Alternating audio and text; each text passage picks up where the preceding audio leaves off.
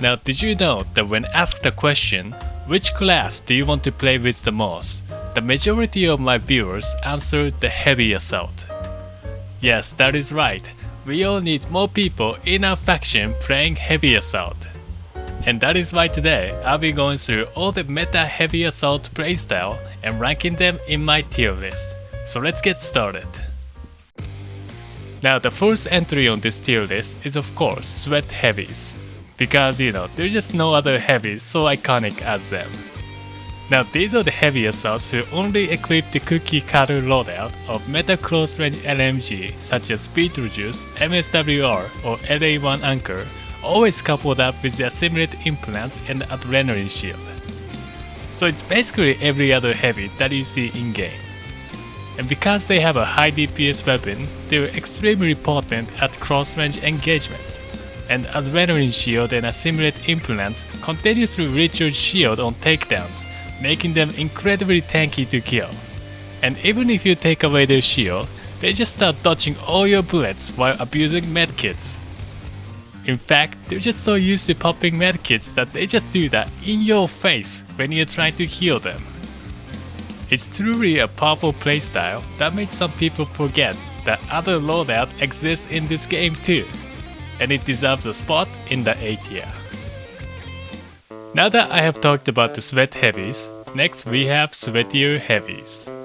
Now these are the Heavy Assaults who find that having high DPS LMGs and heavy shield just is not enough. They need more.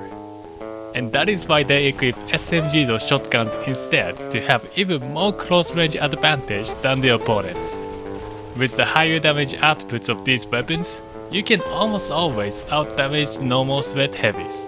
But on top of that, you can just hip-fire these weapons with full strafing speed, so it's very difficult for the opponent to hit you back. And sure, you do give up LMG's ability to fight mid-range engagements by doing this. But you can just easily walk around that problem by refusing to ever go outside of the building. Now, needless to say, some conservative players like me really hate these Sweatier Heavies, because I just can't beat them. It's dishonorable to use SMGs or shotguns on heavies. And that is why every time you see someone you know using SMGs or shotguns on heavy assaults, you should always call them out. Long down SMG noob, so you can nudge them in the right direction. S tier. Next up we have Resist Heavies. Now these are the underdog heavy assaults who, instead of using the meta adrenaline shield, chooses to use the resist shield. And the main reason for using resist shield is that it has slightly more effective health and does not degrade over time, meaning that you can just leave the shield on before leaving the cover and not get killed by these pesky snipers. Because do you know how many people are using bolt action sniper in this game?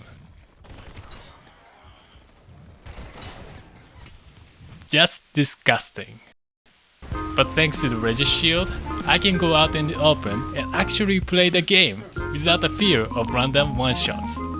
And sometimes you can even bait out these pesky snipers to attack you so you can give them the punishment they deserve. Now I mainly recommend using resist shield in a medium to long range combat where you want to stand still to shoot accurately and where you can also quickly take cover and take advantage of its high uptime. And it's always nice feeling good about yourself for picking the off-meta loadout. But unfortunately, it's only a B tier, because I tried to counter the CQC sniper raid boss with over 100,000 border kills, and I couldn't. Now some people say that all creatures evolved to a crab, and so did the planet man evolve to a crab, as we have here, a crab-human hybrid. Now these are the TR Heavy Assaults who equips the mini chain gun, which can continuously hip fire accurately thanks to its capped cone of fire. So they equip sidewinder implants and crab walk very fast to literally dodge all your bullets. Now I tried this loadout myself for the first time, and it was honestly the most fun I've had in a loadout. Basically you just warm up chain gun and strafing speed before coming out of the cover. You become this unstoppable crab human that nobody can stop you. and it's just so satisfying shooting so much bullets, and it's like TL Soldier's ultimate fantasy. Honestly, I wasn't expecting it to be this good, but it's going straight into the A tier. Now in this game, there exist some choke points with endless stalemates such as Nathan's Defiance Tunnel, Ascent Cave or Crown Underground B points. Or according to this guy, it's called Crown B Hole. And this is where you find explosive spam heavies. So basically these are heavy assault that uses either BS Heavy Weapon Rusher or Common Pool Sample to endlessly spam explosives at the choke points. And to get the best line of sight to shoot, they all huddle up in this one spot as if they were all about to take a group picture. Now I once had to participate in this playstyle to grind a heavy weapon directive, and let me tell you, it's not that good. There's so many explosives being thrown at, no sane person would ever step into that no man's land. So you can't get any kills, and what always happens is that you slowly position yourself closer and closer in hope of actually hitting someone, and the next thing you know, you're in the no man's land and die. But I do admit, every once in a while, you get this perfect spot where you can get a bunch of kills. But that is exactly when your dumbass teammate keep walking in front of you and you get the weapon lock for friendly fire. Like I have 4000 hours in this game, and this is the first time I ever got weapon locked. D tier. You can thank all these people for lowering your frame rate by at least 20%. Now that we have talked about the most boring way to play the heavy assaults, let's talk about the most engaging playstyle, the Spawn Room Warriors. Now these are the true NC warriors who fight for their freedom by never leaving the spawn room and use the Phoenix rocket launcher to attack the enemy from the safety. And I have to say, this is one of the most challenging playstyle of all, because the flight control of this rocket is so janky and hard to hit. And there's so much time between each shot that enemy tank can just out-repair you. Not to mention that they can just shoot to shoot and deflect it, or that once in every 3 or 4 shots gets destroyed by an unknown force. From my experience, it goes straight to F tier. But I am aware that the truest of all true spawn room warriors can fine-tune the rocket movement to hit the moving infiltrator and always show up just only when your tank is on fire, so they can steal the kill. And arguably, these hardcore spawn room warriors are easily the A tier.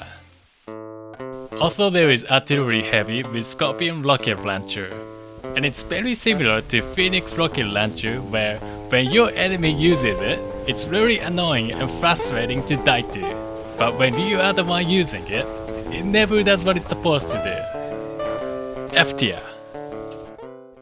And finally, we have a Support Heavy.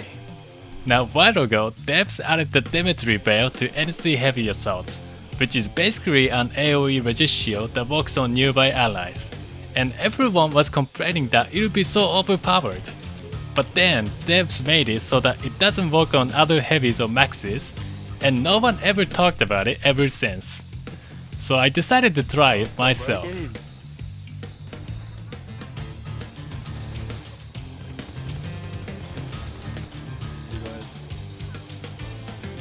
So you can probably see how helpful I was being to my teammates by shielding and giving them an emotional support, like a great support player I am.